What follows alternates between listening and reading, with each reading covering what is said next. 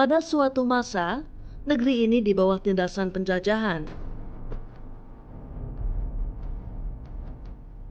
Kaum pribumi jadi manusia rendahan di rumah sendiri.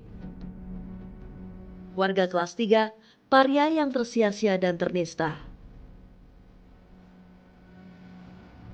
Nasib buruk itu berlangsung berkepanjangan.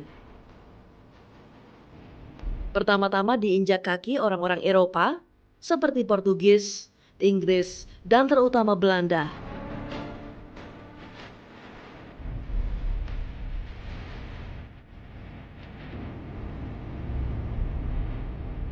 Sampai kemudian datang Jepang, yang mula-mula mengaku diri sebagai saudara tua sesama ras Asia.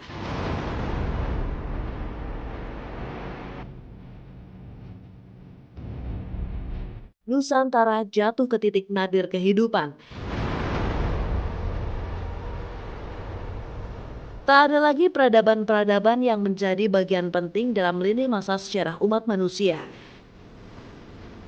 Tak ada lagi karya-karya besar yang mempesona dunia. Namun peristiwa-peristiwa pahit yang datang silih berganti itu adalah juga sejarah. Adalah bagian dari Indonesia yang tak boleh dilupakan.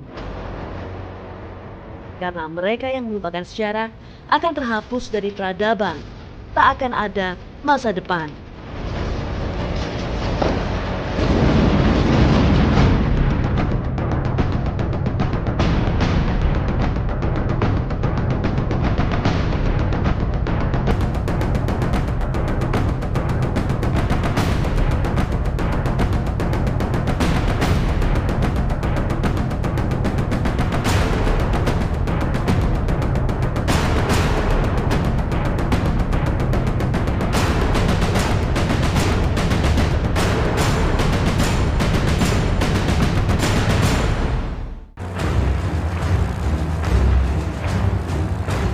Satu Maret 1942, kapal-kapal pengangkut militer Jepang mendarat di Teluk Banten untuk menaklukkan Batavia.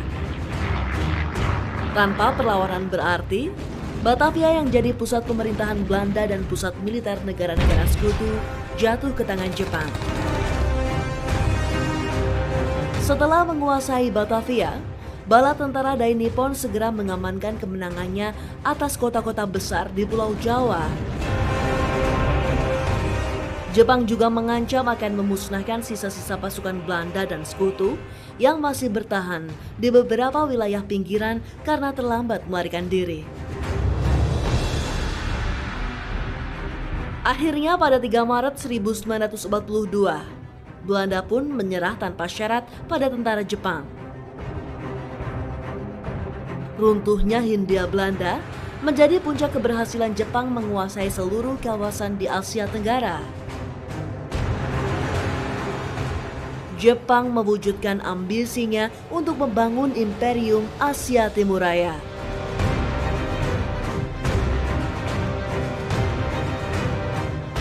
Masa pendudukan Jepang di Indonesia terbilang sangat singkat jika dibandingkan Belanda yang menjajah Indonesia hampir 3,5 abad lamanya. Jepang menjajah Indonesia hanya dalam 3,5 tahun. Namun pendudukan Dai Nippon di Indonesia secara dramatis mengubah tatanan sosial dan budaya yang ditinggalkan Belanda atas negeri ini. Maret 1942, Jepang membentuk pemerintahan sementara yang disebut dengan Pemerintahan Militer Jepang di Indonesia. Pusat pemerintahannya berada di Jakarta. Letnan Jenderal Hitoshi Imamura menjabat sebagai panglima tertinggi sekaligus sebagai pimpinan tertinggi pemerintahan militer Jepang di Indonesia. Pemerintahan militer ini dilengkapi 5 departemen. Departemen Umum, Departemen Keuangan, Departemen Perusahaan Industri dan Kerajinan Tangan, Departemen Lalu Lintas, dan Departemen Kehakiman. Pemerintahan ini bertujuan untuk menyosialisasikan segala kebijakan Jepang kepada rakyat Indonesia. Jepang juga melakukan pendekatan kepada rakyat dengan membentuk gerakan nasionalis Jepang. Salah satunya Gerakan 3A yang terbentuk pada 29 April 1942. Gerakan ini adalah bentuk propaganda Kekaisaran Jepang pada masa Perang Dunia II dengan slogan Jepang Pemimpin Asia, Jepang Pelindung Asia, dan Jepang Cahaya Asia. Tujuannya untuk memikat hati dan menarik simpati bangsa Indonesia agar mau membantu Jepang dalam penguasaan Asia Timur Raya. Namun gerakan ini kurang mendapat perhatian rakyat.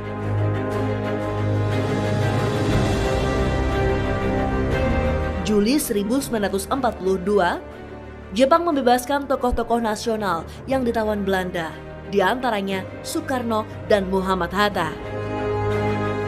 Tindakan ini dilakukan untuk mengambil hati bangsa Indonesia. Jadi ini satu strategi saja, strategi politik. Banyak kemudian yang menjelaskan dari mereka-mereka itu, jadi orang-orang yang bersama di Bung Karno itu, menginginkan sebetulnya suatu kepastian. Kalau dulu mereka itu sejak tahun 20-an menyelenggarakan usaha-usaha untuk Indonesia merdeka, jangan sampai Jepang ini ya kan juga akhirannya diliputi dengan kebohongan-kebohongan, janji-janji gitu. Oke, kami akan bantu pihak penguasa Jepang sepanjang pihak penguasa Jepang menjanjikan kemerdekaan.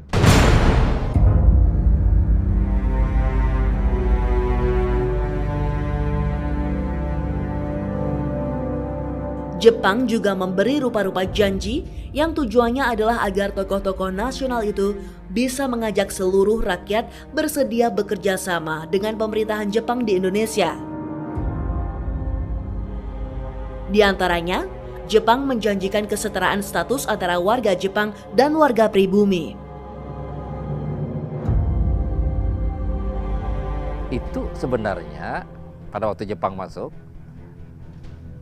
Soekarno dianggap kooperatif karena Soekarno sebenarnya ingin tahu kan apa maunya Jepang ini gitu kan, bukan tidak membantu sesungguhnya. Artinya kan untuk mencari kelemahan Jepang, untuk menggunakan kesempatan pada suatu waktu nanti memukul Jepang kan begitu. Soekarno sebenarnya nggak mau dijajah sebenarnya. Tapi kan Soekarno ini politisi yang ulung. Kalau kita belum pada masanya melakukan perlawanan akan kalah kan gitu. Waktunya akan ada gitu kan. Nah, jadi Soekarno saya kira dia berpegang kepada time juga, waktu gitu, momen gitu kan. Yang non kooperatif itu terus melawan gerakan bawah tanah ya. Kerjasama antara Soekarno dan Hatta dengan Jepang pada akhirnya adalah panggung sandiwara tingkat tinggi. Kedua belah pihak memainkan strategi berbahaya di tengah situasi genting dan gawat Perang Dunia Kedua. Dan rakyat sesungguhnya tidak punya pilihan apa-apa. Merekalah yang menjalankan takdir kepedihan, diseret dan larut dalam takdir masa perang. Untuk memuluskan agendanya, Jepang melakukan propaganda besar-besaran. Pada Agustus 1942, satu departemen propaganda Jepang, Sendenbu, dibentuk di bawah pemerintahan militer. Badan ini tersebar dari tingkat pusat hingga tingkat daerah. Sendenbu menjadi corong agar rakyat Indonesia memberi dukungan sepenuhnya kepada saudara tua yang sedang melangsungkan perang suci. Perang yang mereka kampanyekan untuk membangun kemakmuran bersama bagi bangsa-bangsa di kawasan Asia Pasifik. Di zaman Jepang itu menciptakan tentara, mengadakan latihan-latihan tentara sebagai usaha mereka memobilisasi masyarakat. Jadi sebenarnya tujuan utamanya membangkitkan, menggerakkan masyarakat untuk dipakai oleh Jepang dalam perang Asia Timur Raya. 2 September 1942, Markas Besar Angkatan Darat Kekaisaran Jepang menginstruksikan pemerintah militer Jepang untuk membuat pasukan pembantu tentara Jepang di Indonesia. Pasukan itu diberi nama Heiho. Tugas pasukan ini melakukan pekerjaan kasar yang sifatnya membantu pasukan militer Jepang di Indonesia. Namun pada tahun 1943, seiring memburuknya kondisi peperangan, Heiho dipersenjatai dan dilatih perang oleh tentara Jepang. Hingga 1944 awal, jumlah pasukan Heiho lebih dari 30.000 orang yang tersebar di seluruh Indonesia. Jepang mengirim sebagian dari mereka untuk membantu pertempuran di Burma dan Morotai. Selain militer, Jepang juga memperkuat mobilisasi sipil di tingkat desa dengan membentuk Tonarigume pada Januari 1944. Sistem ini sama dengan sistem rukun tetangga dan rukun warga seperti pada masa sekarang. Beberapa bulan pasca dibentuk, Tonarigumi mengalami alih fungsi. Jepang menggunakan lembaga ini sebagai agen penyalur tenaga kerja paksa, Romusha. Romusha adalah bentuk kerja paksa yang dilakukan Jepang sejak Mei 1942. Soekarno juga pernah tergabung dalam program ini sebagai Romusha di Bayah, Banten selama beberapa hari. Tahun 1943, Angkatan Perang Jepang mulai berada pada posisi yang sulit dan berat. Di berbagai front pertempuran, mereka semakin terdesak oleh serangan sekutu. Satu demi satu, garis pertahanan Dai Nippon jatuh. Demikian juga dengan bala tentara mereka yang terus berkurang. Dalam situasi genting ini, Jepang pun meningkatkan perekrutan pemuda Indonesia untuk dijadikan Heiho. Sendenbu sebagai biro propaganda tidak henti-hentinya menghembuskan kisah-kisah kepahlawanan para Heiho di medan perang. Dari berbagai propaganda itu, satu kisah yang paling bombastis adalah sosok Ahmad Heiho.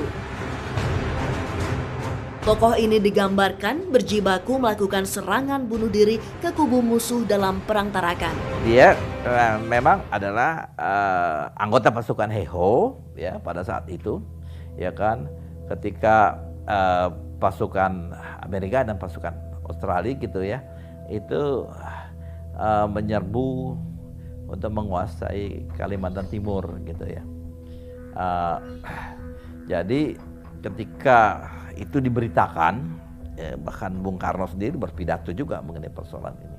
Itu pun tidak terbukti ya dari data yang ada. Tetapi hal itu memang sempat membuat teman-teman yang lain ya kan menjadi bangkit semangatnya gitu.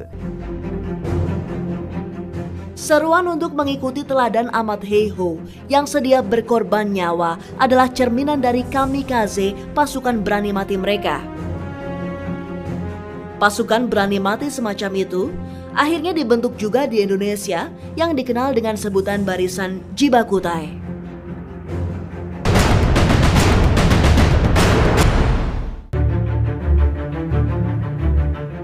Pada masa itu, barisan Jibakutai dikampanyekan telah memiliki anggota sebanyak 50.000 orang.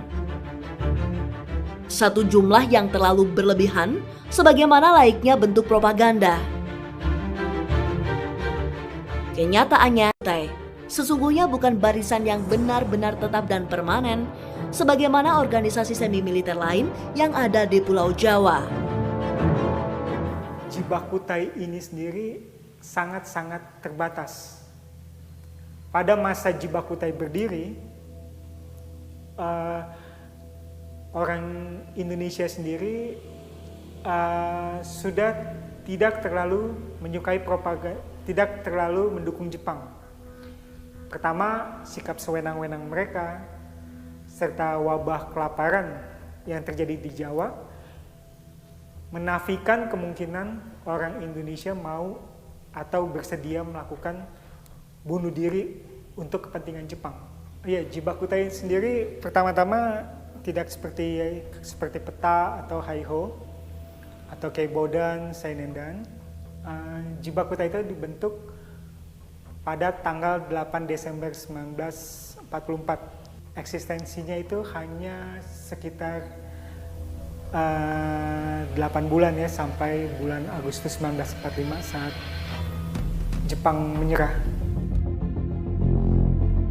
Sekutu mulai menyerang wilayah Jepang di Indonesia yang menjadi benteng terakhir Jepang di kawasan Asia Tenggara. Kondisi ini tidak hanya mengancam posisi Jepang di Indonesia. Artinya rakyat Indonesia terancam akan kembali dijajah Belanda sebagai bagian dari sekutu mereka. Gatot Mangkuprojo dan beberapa tokoh ulama Islam meminta kepada Jepang untuk membentuk tentara sukarela dan meminta Jepang melakukan pelatihan militer pada pemuda Indonesia. Pelatihan yang kemudian menjadi salah satu pondasi untuk mempertahankan negeri ini dari segala ancaman penjajahan. Jepang itu memang mendidiknya luar biasa. Jadi tidak ada yang berani atau yang tidak berani, nggak ada. Semua sudah, kalau dari Indonesia, semua berani mati. Karena hanya dua kan, merdeka atau mati. Jadi pembuktiannya sekarang gampang. Kita lihat aja kabupaten mana. Jangan kabupaten yang yang pemekaran baru. Kabupaten lama-lama yang tidak punya makam pahlawan, semua punya. Nah, itulah yang dikatakan membentuk kesatuan sendiri dan berjuang melawan Belanda. Tahun 1944, posisi Jepang dalam Perang Asia Timuraya berada di ujung tanduk. Filipina, Papua Nugini, dan Morotai telah direbut kembali oleh sekutu. Jepang juga mulai kehabisan amunisi perang, pasukan, dan kebutuhan logistik lainnya. Jepang kemudian meminta Indonesia membentuk Badan Penyelidik Usaha-Usaha Persiapan Kemerdekaan Indonesia (BPUPKI). Hal ini dilakukan agar Jepang dapat lebih mengontrol pergerakan kemerdekaan dan lebih meyakinkan rakyat bahwa janji kemerdekaan Jepang memang benar-benar akan diwujudkan. Ini kan sebetulnya yang namanya peristiwa sekitar proklamasi, mula-mula Jepang mengundang para pemimpin bangsa ini. Jadi setelah BPUPKI kan berdiri PPKI, Panitia Persiapan. Nah, Panitia Persiapan ini wakil-wakilnya diundang ke Dalat untuk bertemu dengan Jenderal Besar Terauchi. Mereka katakan, Tokyo, pemerintah Jepang akan memberikan kemerdekaan. Tapi Jepang itu sudah berada di pinggir kekalahan. Tanggal 6 dan tanggal 9 dibom dia. Ya kan? Tanggal 15 dia sudah minta damai dengan pihak sekutu. Nah, bagaimana kita? 17 Agustus 1945, Soekarno dan Muhammad Hatta akhirnya memproklamasikan kemerdekaan Indonesia.